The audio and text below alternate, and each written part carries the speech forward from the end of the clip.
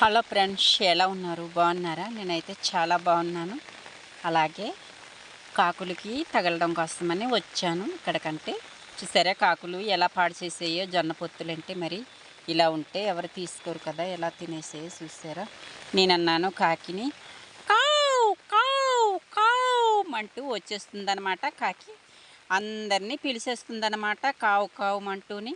నేనైతే అన్నాను, నువ్వు ఒక్కదానివి వెళ్ళి తినొచ్చు కదా మా చేలోని, అంతమందిని ఎందుకు పిలుస్తున్నావు అని అంటోంది. మేము మందల కొలిది వచ్చి తింటేనే మాకు ఆహారం, మాకి సంతృప్తిగా ఉంటుంది, వంతులాడుకుంటూ తింటాం కదా చెట్ల మీద, మాకైతే సందడిగా ఉంటుంది, మేము ఒంటరిగా తినము అని చెప్పింది ఆ కాకైతే.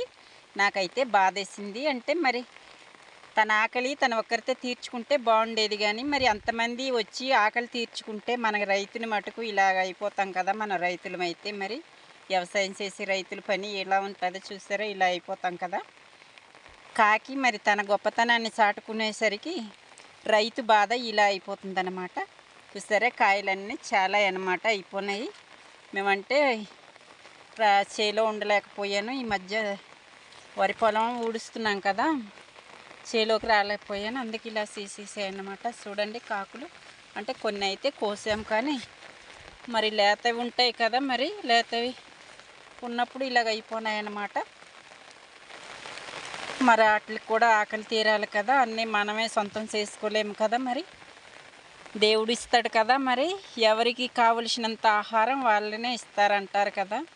మనం ఎంత వ్యవసాయం చేసినా మనకు వచ్చేదే మనకు వస్తుంది, ఉన్నదని ఎవరికి వెళ్ళి వాట వాళ్ళకి వెళ్తుందన్నమాట. మరి అయితే పక్షులు తినంత పక్షులు తింటాయి. మరికి ఎలకరాజు ఉన్నాడు కదా, మరి అతనైతే మనల్ని కనిపించకుండా పట్టుకెళ్ళిపోతాడనమాట. మరి ఎవరి వాటాలో వాళ్ళకి వెళ్ళిన తర్వాతే మనకి రైతుకైతే మన వాటా మనకు వస్తుంది. అదైతే మనం నమ్ముకోవాలి. మరి నా పేరైతే నాయుడు.